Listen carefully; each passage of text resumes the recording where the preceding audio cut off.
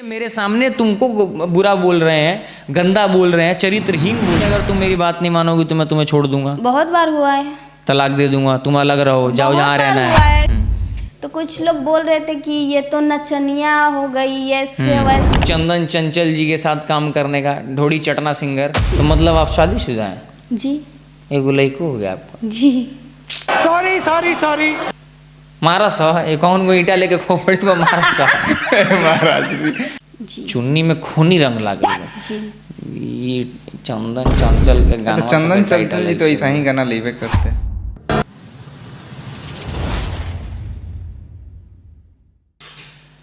नमस्कार, प्रणाम, जय हिंद। मैं अंकित शर्मा एक बार फिर आप सभी लोगों का स्वागत करने के लिए आ गया हूं हमारे इस पॉडकास्ट चैनल जिसका नाम है AMS की बातें। आज की जो हमारी गेस्ट हैं वो भोजपुरी सॉन्ग्स के अंदर एक फीमेल मेन लीड आर्टिस्ट हैं जो भोजपुरी सॉन्ग्स में एज एन मतलब आर्टिस्ट काम करती हैं, आइटम काम करती हैं, आइटम सॉन्ग्स में काम करती हैं। बहुत ही उम्दा कलाकार हैं, बहुत ही टैलेंटेड कलाकार हैं। इनके फेसबुक पे 24,000 फॉलोअर्स हैं और इंस्टाग्राम पे 42,000 फॉलोअर्स हैं। अभी हाल फिलहाल में इन्होंने सोशल मीडिया को से टच किया है, उससे कनेक्शन रखा है, इस वजह से फॉलोअर्स थोड़े कम हैं। बट अगर टैलेंट की बात करें तो फॉलोअर्स से इनके टैलेंट का आकलन ना करें। तो स्वागत करिए हमारे न्यू गेस्ट जो कि हैं मिस वंदना जी का। कैसी हैं आप? बढ़िया है, बहुत खूबसूरत हैं आप, मानना पड़ेगा। Thank you sir. Sanjeev ji ठीक बोल रहा हूँ मैं? हाँ, यस। Very beautiful. और बहुत बहुत धन्यवाद कि आपने अपने बिजी शेड्यूल में से हमारे लिए थोड़ा सा टाइम निकाला। आपके ये ड्रेसअप्स देख के लग रहा है कि आपको अभी अभी कोई सेट से उठा कर लाया है। तुरंत आपका हल्दी का कोई सीन चल रहा था, उठा के ले आए, चेहरे पर हल्दी लगी है, वैसा पीला पीला आपने ड्रेस पहना हुआ था। बहुत बहुत धन्यवाद कि आपने हमारे लिए टाइम निकाला, बहुत बहुत शुक्रिया। और हम बहुत सारी बातें शुरू करेंगे और मैं हमेशा की तरह मैं बिगिनिंग से शुरू नहीं करूँगा इस बार कुछ डिफरेंट करेंगे। आपकी लाइफ में जो भी इंटरेस्टिंग फेज़ हुआ ना, कहाँ से आप में इंटरेस्ट आया कि मुझे एक्टिंग करनी चाहिए, मॉडलिंग करनी चाहिए, भोजपुरी इंडस्ट्री में एक आर्टिस्ट की तरह, एक आइटम गर्ल की तरह काम करना चाहिए, ये कब आपको ख्याल आया? किसी ने बताया या आपको अपने टैलेंट की पहचान पहले से थी, आपको नाचने गाने का शौक़ पहले से था? वहाँ से बताइए, शुरुआत से, आपका घर वगैरह वहाँ से बताते रहिए। फ्री हो गए, कोई दिक्कत नहीं है, टेंशन नो प्रॉब्लम, जहाँ से आप चाहें। हमको शुरू से शौक था ये। आपका घर कहाँ है? गाजीपुर। गाज़ीपुर घर है, बट अभी वहीं पर आपका रहते भी आप वहीं हैं? नहीं, बक्सर में रहते हैं। अच्छा, मतलब गाज़ीपुर घर है, बक्सर में रहते हैं, शूट करने के लिए मोतिहारी पूर्वी चंपारण। चलिए, बहुत लंबा समय और बहुत लंबा सफ़र आपने तय करके यहाँ तक आप आए हमारी चंपारण की धरती पे, इसके लिए बहुत बहुत शुक्रिया। और आप शुरू से ही आपको इंटरेस्ट था ये सब काम करने में?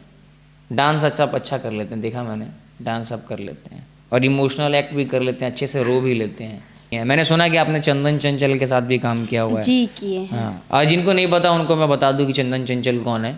एक बोल गुनगुनाऊँ, आपको याद आ जाएगा। कौन सा बोल है भाई? कौन सा वाला है? अब हंस रहे हैं भाई, हमको नहीं पता है ना। देवरा ढोड़िए के आशिक बा, याद आ रहा है गाना? ये उसी का गाना, चंदन चंचल जी का।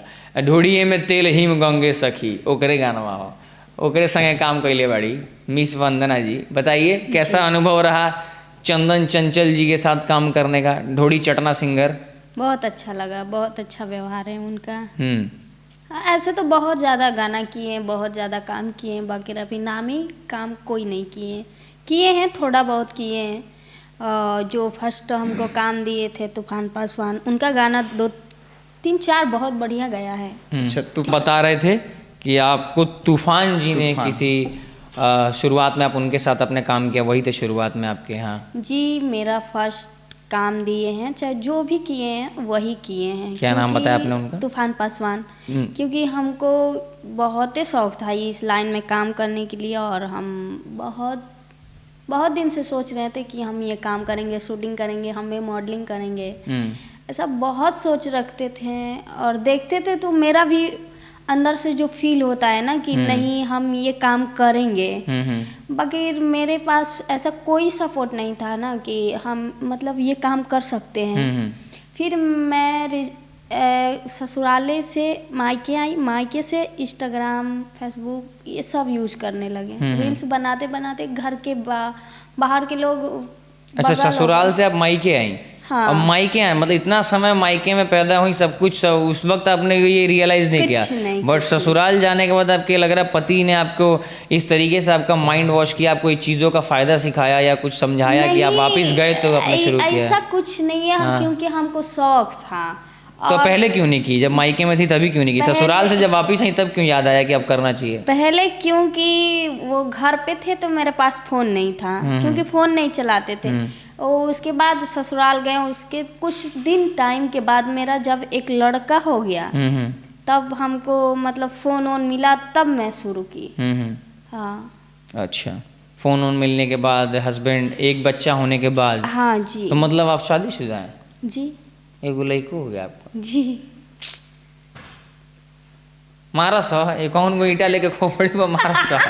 महाराज जी, ये अचानक से कैसे शॉकिंग न्यूज़ दे दी है? ना आपको चेहरे पे कहीं लग नहीं रहा है कि आप शादी कर ली हैं, ना कोई साज श्रृंगार, ना कोई मंगलसूत्र, ना मांग में सिंदूर, लेकिन आपने पूरा शौक कर दिया है कि आप शादीशुदा भी हैं, ऊपर से एगो बच्चा भी है, और आपके हस्बैंड के सपोर्ट से आप जी। ये स्टार्ट की। पहले कोई नहीं सपोर्ट करता था, अब तो सब करते हैं। और लेकिन आपके हस्बैंड की दांत देनी पड़ेगी कि उस व्यक्ति ने आपको अरेंज मैरिज होने के बावजूद भी कोई इंसान अपनी पत्नी को इतनी फ्रीडम दे रहा है कि वो बाहर इंडस्ट्री में जा करके और इंडस्ट्री में दूसरे लोगों के साथ काम करके उस अनुभव को प्राप्त करे, और जिस चीज़ में वो रुचि रखती हैं उस चीज़ में आगे बढ़े। इसलिए मैं आपके हस्बैंड की दाद देता हूं कि उन्होंने बहुत अच्छे तरीके से आपको प्रोत्साहित किया, सपोर्ट किया, इसके लिए बहुत बहुत धन्यवाद उनका। और कुछ बताइए, कुछ इंटरेस्टिंग, मतलब चंदन चंचल जी के साथ आपने कौन सा सॉन्ग किया था? यही होली था तो चुन्नी में खूनी रंग लागल बा। अच्छा, जी चुन्नी में खूनी रंग लागल बा। जी। ये चंदन चंचल के गाना, तो चंदन चंचल जी तो ऐसा ही गाना लेवे करते हैं। नहीं, बढ़िया ही है, सब उनका सॉन्ग बढ़िया ही जाता है। सब बढ़िया जाता है, लेकिन अश्लीलता बहुत होती है गानों में उनके। अरे हम तो लोग भोजपुरी अश्लीलता के में- खिलाफ। भोजपुरी में कहाँ कोई बढ़िया कर रहा है, वही है जो अश्लीलता कर ही रहे है, हैं। ऐसा हाँ। नहीं। अब आपको नहीं नजर आ रहा तो आपको वही वाला हाल हुआ कि देख जहाँ तक तुझे दुनिया नजर आएगी, तेरे लिए जहान उतना ही अब होगा। ऐसा कुछ नहीं है, सब वही गा रहे हैं। सब उतने वो में लोग- नहीं, सबको नहीं बोल रहे हैं, सब- फिर हाँ। भी हैं, क्योंकि 100 लोग में 10 पॉपुलैरिटी के लिए मैक्सिमम लोग वो गा रहे हैं, बट सब नहीं कहेंगे। 100 में 10% सही गा रहे हैं, 90 वही अविनाश बाबू हैं, हैं। गोरी गोरी कारी कारी आँखें में काला काला काजल, हाँ। नीली नीली आँखें में नीले नीला काजल, जो भी गाते जो भी हैं, गाते तू हैं, हंस के बोले लुए जान दिलवा में दौरा तो बढ़ गई, सब शुद्ध गाना है, साफ गाना है, और बहुत चला उनका ये गाना।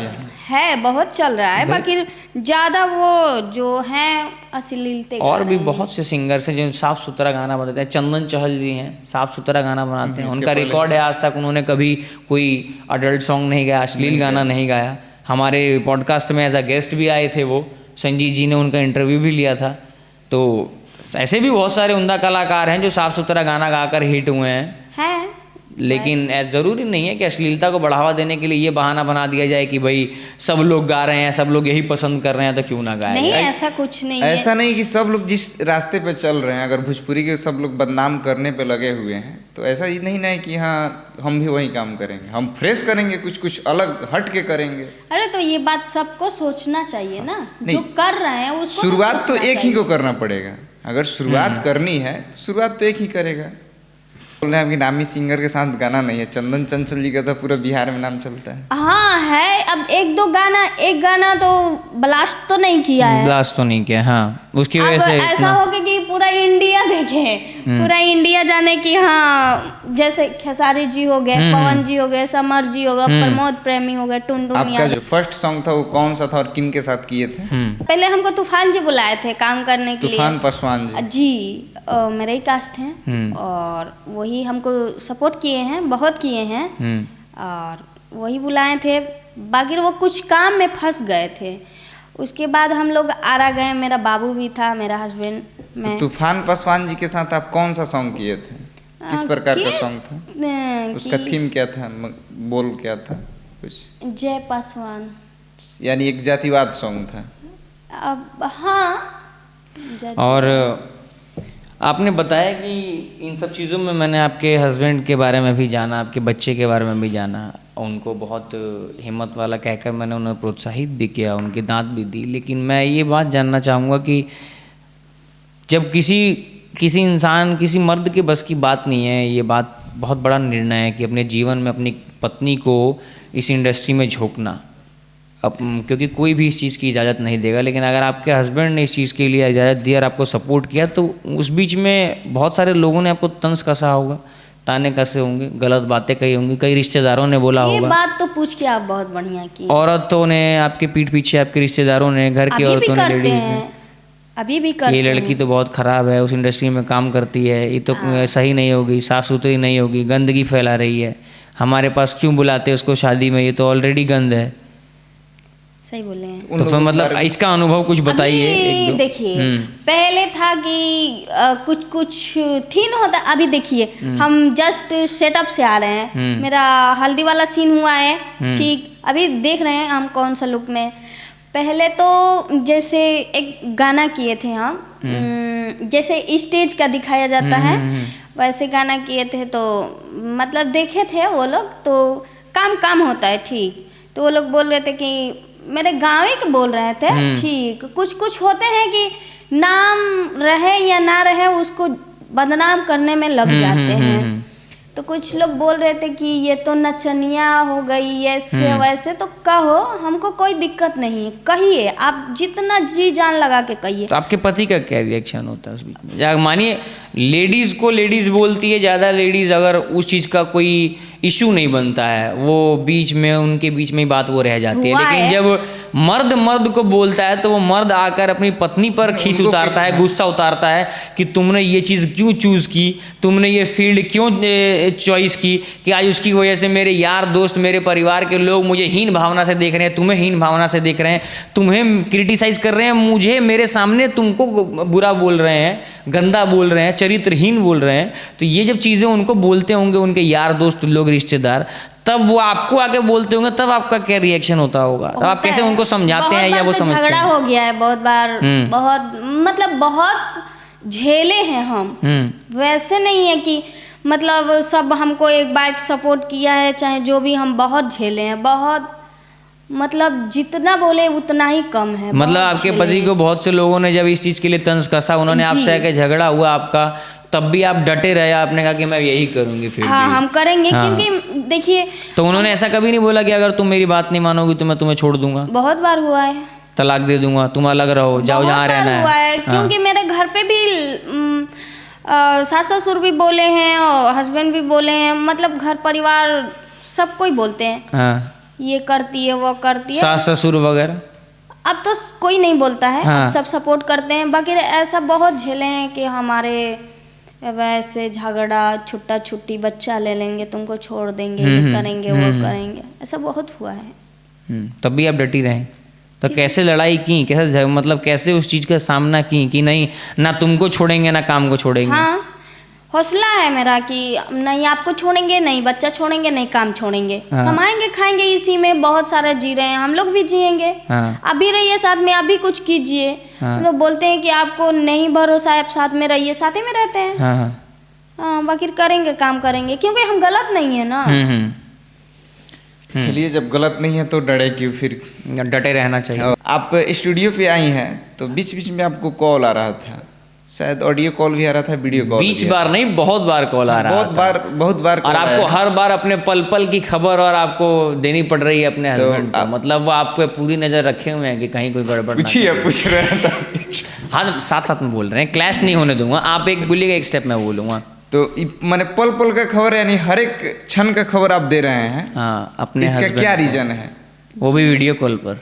वो भी वीडियो कॉल पे। आप कहाँ हैं, क्या कर रही हैं?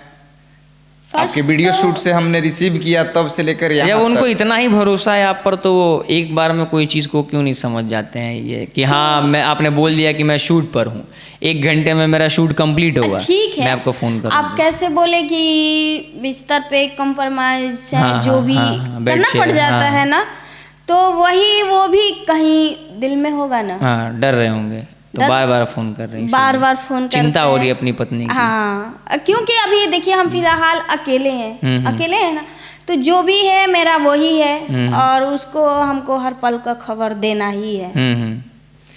क्योंकि देखिए ऐसा है आजकल का कि कभी कुछ भी हो सकता है। बिल्कुल बिल्कुल हो सकता है।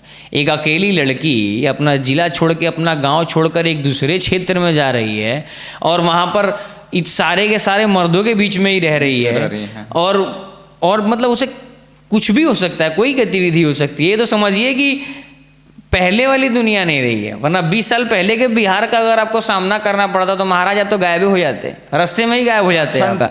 ये तो 20 साल से बिहार की स्थिति बहुत प्रगतिशील होने के कारण बदल गई है, कानून व्यवस्था बहुत मजबूत हो गई है। इसके कारण एक लड़की दूसरे क्षेत्र से आकर यहाँ पे स्त्रियों का है आगे, जैसे गवर्नमेंट के तरफ से भी, प्रशासन के तरफ से भी कि मैंने लेडीज को फर्स्ट प्राथमिकता दिया जा रहा है, प्राथमिकता दी जा रही है, सपोर्ट दिया जा रहा है, सुरक्षा दी जा रही है। इस वजह से आप यहाँ तक आप सेफ हैं।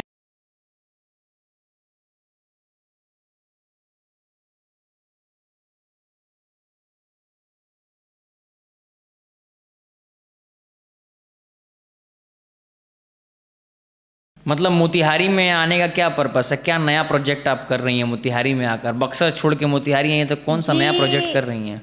हमें पता लगा आपका देख के वेशभूषा कि आप किसी हल्दी के सेटअप से ही आई हैं, तो कोई हल्दी से संबंधित कोई गाना वगैरह शूट हो रहा है शायद मोतिहारी में। तो बक्सर छोड़ के मोतिहारी इतनी दूर, कुछ बताइए इस नए प्रोजेक्ट के बारे में, क्या कर रहे हैं आप?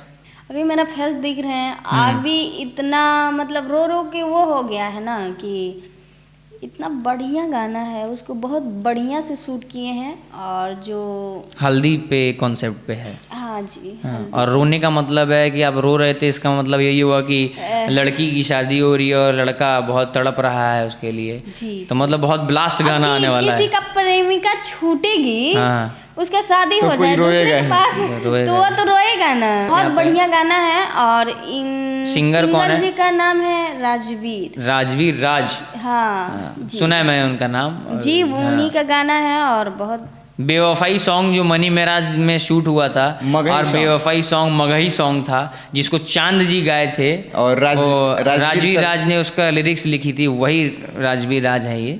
उनको जी अभी तो हम नहीं जानते। जा वो ही थे जा सनम एक का सफाई बतिया वो ही, तोड़ के दिलवा हमर बेवफाई बतिया वो ही। वो सॉन्ग उनका लिखा है, बहुत ही प्यारा सॉन्ग, बहुत ही उम्दा कलाकार, बहुत ही टैलेंटेड आदमी है वो। राइटर, कंपोज़र, सिंगर, आवाज़ भी बहुत अच्छी है, लिखते भी बहुत अच्छे हैं और गायक भी बहुत अच्छे हैं। उनके साथ आपको काम करने का मौका है तो चार चांद। आप कौन सा बड़ा सिंगर आपको चाहिए? तो बड़े सिंगर के साथ ही काम कर रहे हैं आप? है, फर्स्ट बार है। अब यही है ऑडियंस से, सब पब्लिक से इसकी बड़ा बढ़िया प्यार दे, दुलार दे और ये गाना को ब्लास्ट करे। बहुत बहुत धन्यवाद। मैं अपने व्यूवर्स को बहुत बहुत थैंक यू कहूँगा कि वो हमारे साथ अभी तक बने हुए हैं।